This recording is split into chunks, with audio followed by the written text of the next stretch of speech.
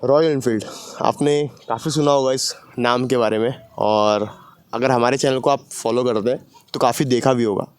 तो काफ़ी हमने इससे ट्रैवल किया, काफ़ी दूर दूर गए, काफ़ी लंबे सफ़र किए। और पिछला सफ़र हमारा 7,000 किलोमीटर का था, लद्दाख वाला। वो सीरीज़ अगर आपने नहीं देखी है तो ज़रूर से उसको प्लेलिस्ट में चेक कर सकते हैं। इस बाइक की अच्छाइयाँ सब बताते हैं, लेकिन बुराई मैं बताऊँगा। और वो बुराइयाँ जो रहेगी वो एकदम जेन्युइन रहेगी, जो मैंने फ़ील की है, किसी का सुन के, किसी का देख के कुछ भी नहीं। मैंने जो फ़ील किया है ये ट्रैवल में, जो अपनी जर्नी थी मेरी लद्दाख की, तो आपको लॉन्ग ड्राइव के बेस पे और सिटी के बेस पे और सब चीज़ जो भी एक आम आदमी सोच के लेता है बाइक, उन सब के बारे में आपको बताऊंगा कि क्या ये बाइक आपके लायक है और किसके लायक है, किसके लायक नहीं है। ये सब चीज़ आपको इस एक वीडियो में पता चल जाएगी। तो बने रहिए इस वीडियो में। शुरुआत करते हैं इस बाइक के कुछ मेन 5 डिसएडवांटेजेस में। तो जो सबसे पहला डिसएडवांटेज है वो है इस बाइक की हीटिंग इश्यूज़। तो अब ये लाइन सुन के काफ़ी लोग कमेंट करेंगे, भाई हीटिंग इश्यूज़ सब में रहते हैं, ये वो।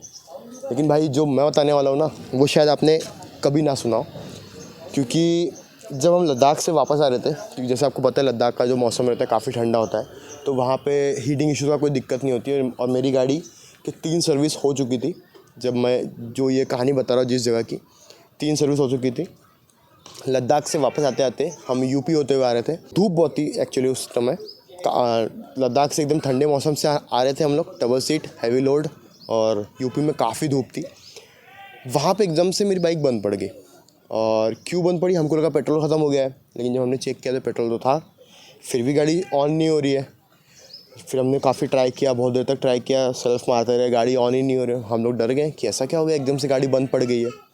फिर हमने नोटिस किया कि हमारा जो इंजन है काफ़ी गर्म हो चुका है, काफ़ी गर्म हो गया था। थोड़ी देर हमने वेट किया कि क्या हो रहा है, गाड़ी ऑन क्यों नहीं हो रही है। हमने आसपास गूगल पर सर्च किया, हमको यही हो रहा था कि शायद पेट्रोल काफ़ी कम हो गया जिसके कारण गाड़ी बंद हुई है। हमने गूगल पर सर्च वगैरह किया। फिर हमने बोला ठीक है, थोड़ी दूर पे है, हमने बोला एक लास्ट ट्राई देते हैं, और नहीं हुआ तो पहले लेके चलते हैं पेट्रोल पंप तक। फिर जब हमने चालू की तो एकदम गाड़ी चालू हो गई। तो हमने सोचा ये क्या हुआ, अभी तक बंद थी, एकदम चालू कैसे हो गई। उस समय हमको मालूम पड़ा कि गाड़ी का इंजन जो था वो इतना ज़्यादा हीट हो गया था कि गाड़ी हमारी स्टार्ट ही नहीं हो रही थी। और वो हीटिंग इश्यूज़ पता नहीं क्यों है, क्योंकि हम लोग आगरा से, मुझे याद है, आगरा से प्रयागराज जा रहे थे। जो डिस्टेंस है वो टोटल 400 किलोमीटर के आसपास होगा, 400 साढ़े 400। तो पता नहीं वो इशू जो आया था उस समय, वो मुझे काफ़ी दुख हुआ कि ऐसा कैसे हो सकता है कि कोई बाइक चलते चलते बंद हो जाए और इतना हीटिंग हो जाए कि बाइक ही चालू नहीं हो रही है। तो वो उसका मुझे कुछ पता नहीं चला। मैंने काफ़ी सर्विस सेंटर में पूछताछ की, क्योंकि उसके बाद से प्रॉब्लम मुझे आई नहीं, बस उसी दिन आई थी। पूछताछ की तो कुछ नहीं हुआ। तो मैंने उसी दिन गया मैं, और वहाँ के आसपास में सर्विस सेंटर ढूंढा। मैंने वहाँ पे जाकर ऑयल चेंज करा लिया। मुझे लगा शायद ऑयल का प्रॉब्लम हो, जबकि मेरा ऑयल सिर्फ 2,000 किलोमीटर चला था, तो ऑयल चेंज करने की ज़रूरत नहीं पड़नी चाहिए थी, क्योंकि मैंने लद्दाख के लिए शुरू करने के पहले मैंने ऑयल चेंज किया था। लेकिन ठीक है, वो इशू अब हो गया, उसके बाद से वो प्रॉब्लम आई नहीं, और वो उस प्रॉब्लम का राज आज तक खुला नहीं। लेकिन मुझे लगता है वो हीटिंग इश्यूज़ के कारण हुआ था, और पता नहीं क्या था। ऑयल की गलती नहीं कह सकते, ऑयल जितना गंदा नहीं था कि वो बंद पड़ जाए। दूसरे इशू की तरफ आए तो उसके ब्रेक्स हैं, जो कि मैं अपने लगभग मैक्सिमम लद्दाख के व्लॉग्स में इसी चीज़ का नाम लिया है कि पीछे का ब्रेक भाई फेल हो चुका है, पीछे का ब्रेक फेल हो चुका है। क्योंकि, और मैं ऐसे मजाक में नहीं बोल रहा था कि 50% काम नहीं कर रहा है इसलिए ऐसा, वो बिल्कुल काम नहीं करता था। और वो इतना मतलब डर लगता था ना, क्योंकि आप इतने दूर गए हो घर से और आपका एक ब्रेक काम नहीं कर रहा है, आपको सर्विस सेंटर ढूंढना पड़ेगा। वहाँ पे सर्विस सेंटर छोड़ो, एक मैकेनिक नहीं मिल रहा है आपको, तो आप कैसे करोगे। मैंने सिर्फ आगे के ब्रेक्स पे पूरी गाड़ी चलाई है। यहाँ तक कि जब मैं सर्विस सेंटर गया तो वो सर्विस सेंटर वाला बोलता है कि भाई आगे के ब्रेक इतने कैसे घिस गए आपके। वो खुद हैरान था कि ये देख के कि मेरे आगे के ब्रेक इतने घिस गए थे। मैंने बोला पीछे के ब्रेक काम ही नहीं कर रहे थे भाई, तो आगे के ब्रेक पे चलाना पड़ रहा था गाड़ी। तो वो एक इशू था पीछे के ब्रेक का, तो वो भी एक मेजर इशू है जो कि रॉयल एनफील्ड की बाइक्स में हो रहा है। उसका भी कुछ तोड़ नहीं निकाल पा रहे हैं। सर्विस सेंटर वालों के पास जाओ तो उनको कुछ पता ही नहीं रहता। उनको बोलते ऐसा हो ही नहीं सकता, उनको लगता है हम मजाक करने जा रहे हैं उनके पास। ये उनका काम है, इंसान जब बोल रहा है ये इशू होता है तो उसका काम है चेक करना। लेकिन वो लोग अपना ही इतने लोग टैलेंटेड रहते हैं कि हम तो अनपढ़ गवार, हम क्या बोले। और तीसरा रीज़न की बात करें तो इसकी हेलोजन लाइट्स ने भी बहुत दर्द दिया है इसके। क्योंकि मैं आपको दिखाता हूँ पीछे, ये मैंने यहाँ पे स्टिकर लगाया था, देखिए आप देखने मिल रहा है। तो ये स्टिकर ना मैंने यहाँ पे, अगर आपने मेरे व्लॉग में देखा होगा लद्दाख के, वहाँ पे मैंने दिखाया था पूरा काला पड़ गया था यहाँ पे, ये स्टिकर जल गया था यहाँ पे। मैंने यहाँ पे अपना वो लगाया था जूते लटकाए हुए थे वहाँ पे, तो एकदम से पिघलने का कुछ फील हुआ। मैं बोला लाइट यहाँ पे कैसे पिघल सकता है। तब हमको मालूम पड़ा कि पीछे की जो हेलोजन लाइट्स थी वो इतनी गर्म हो गई कि वो जूते के थोड़ी सी स्किन वैसे पिघलने लगी, और वो इतना गर्म हो गया था कि स्टिकर तक पिघल गया हमारा। तो मतलब सोचो आप, पीछे की टेल लाइट जो इतना थ्रो भी नहीं देती है वो इतनी गर्म हो रही थी कि इतना प्रॉब्लमेटिक सिचुएशन हो गई थी। तो हेलोजन लाइट जब इतना गर्म हो रही है तो आपकी गाड़ी की बैटरी कितनी खाती होगी। तो ये एक इशू है कि इतना सब कुछ तो मॉडर्न कर दिया है भाई, क्लासिक लुक के नाम पे कुछ क्लासिक रह नहीं गया है, थोड़ा मोड़ा क्लासिक रहा है। जो चीज़ आपको चेंज करनी चाहिए थी हेलोजन लाइट्स, वही आपने क्लासिक रहने दी, बाकी चीज़ें चेंज कर दी। तो ठीक है ये भी। और ऐसा नहीं है कि मैं रॉयल एनफील्ड का बहुत बड़ा हेटर हूँ, मुझे बाइक्स बहुत पसंद है, और मुझे जितनी मॉडर्न कर दो मुझे उतना पसंद है। मैं कोई ओल्ड स्कूल बॉय नहीं हूँ कि मुझे ओल्ड क्लासिक बहुत पसंद है। मैं बुलेट का कोई फ़ैन नहीं हूँ, मुझे बस बाइक पसंद है जो अच्छे फीचर्स के साथ मिले। और मैंने ये बाइक भी इसलिए लिया था क्योंकि इसमें सारे फीचर्स आ चुके थे, चार्जिंग पोर्ट आ गया था, सब कुछ आ गया था, जिसके कारण मैंने बाइक ली।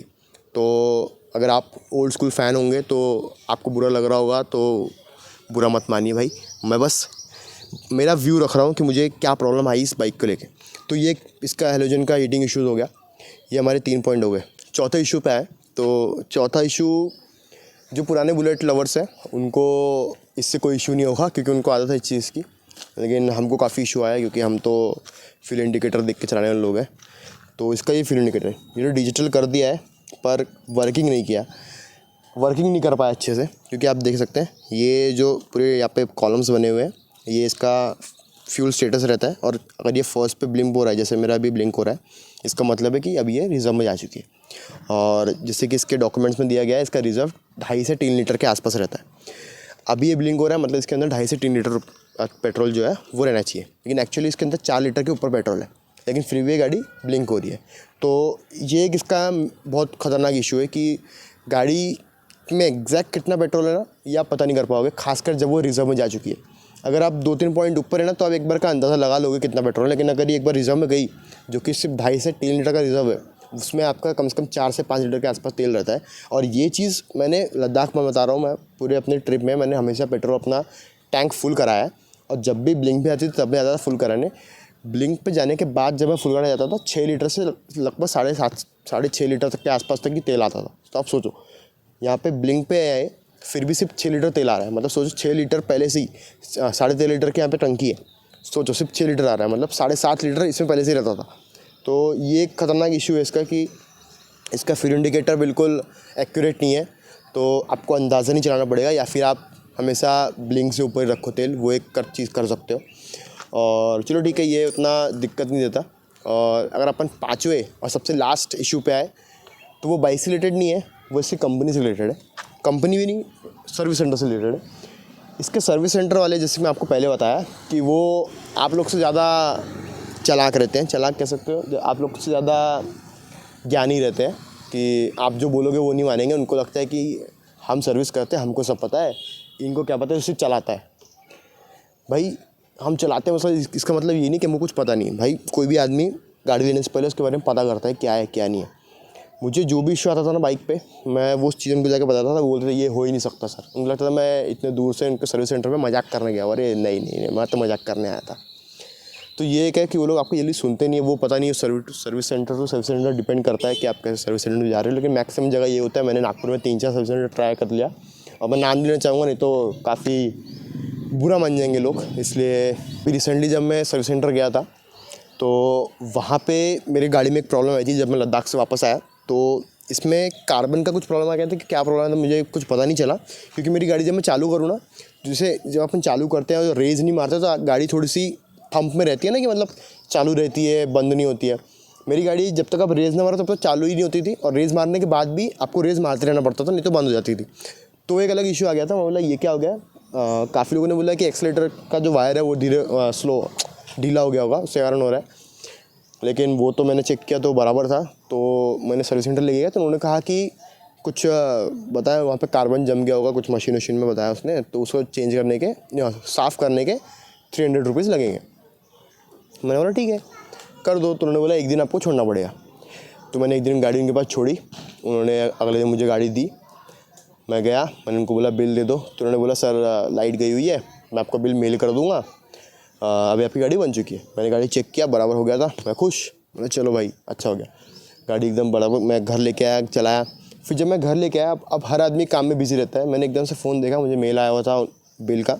बिल मैंने चेक किया तो मैंने सिर्फ एक रीज़न दिया था कि मुझे वो जो क्लीन कराना था, कुछ उन्होंने बताया था कि क्या बताया था उनने, कोई तो भी सॉकेट बताया था, उसमें कार्बन जमा रहता है, वो सॉकेट कुछ भी और बताया था। वो ये नहीं बोला था आपका जो एयर फ़िल्टर, उसकी बात तो नहीं हुई थी। एयर फ़िल्टर में डस्ट नहीं था क्योंकि मैंने खुद साफ़ किया था, मेरे हाथ से साफ़ किया था मैंने, तो एयर फ़िल्टर की कोई वो नहीं थी, वो कुछ और उन्होंने साफ़ करने की बोला था।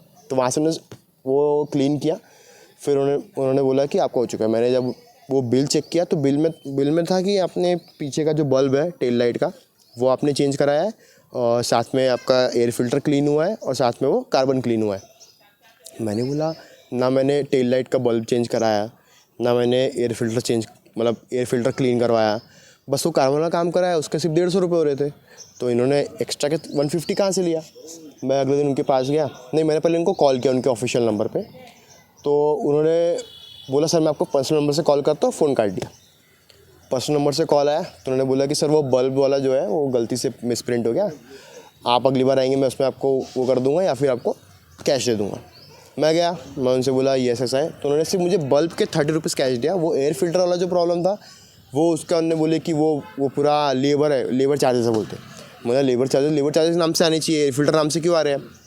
वो बोलते सर एक पूरा वो रहता है, बोलते वो कॉम्बो रहता है, बोलते वैसा ही आता है, सिस्टम का है। बहुत देर तक उसने बोला, मुझे विश्वास हो नहीं रहा था, लेकिन उसने बोला, मैं बोला ठीक है भाई एक काम कर, मुझे तू बिल बना के दे दे, तू जो भी कर रहा है ना, बल्ब को काट दे, वो सब करके तुमको बिल बना के दे दे। तो वो मुझे कहता है कि सर अब चेंज नहीं हो सकता सिस्टम से। तब मुझे पूरा यकीन हो गया कि ये आदमी मुझसे फ्रॉड कर रहा है। रॉयल एनफील्ड सर्विस सेंटर था वो, अब वो कौन सा था वो आपको बताऊंगा तो वो लोग बुरा मान जाएंगे, लेकिन फ़िलहाल तो एक मौका सबको देना चाहिए, तो एक मौका मैंने भी उनको दिया है, देखते हैं क्या करते हैं वो लोग। तो ये कुछ हाल थे। अगर आपको अच्छा सर्विस सेंटर वाला मिल गया तो आपकी किस्मत, मेरे जैसा मिला तो आप भी ऐसी झगड़े करते रह जाएंगे उनसे। बाकी इस बाइक पे ऐसा कोई प्रॉब्लम नहीं आई। डिसएडवांटेजेस की अगर वीडियो की बात करें तो आपको मैंने पुरानी वीडियो में बताया है, आप वो चेकआउट कर सकते थे।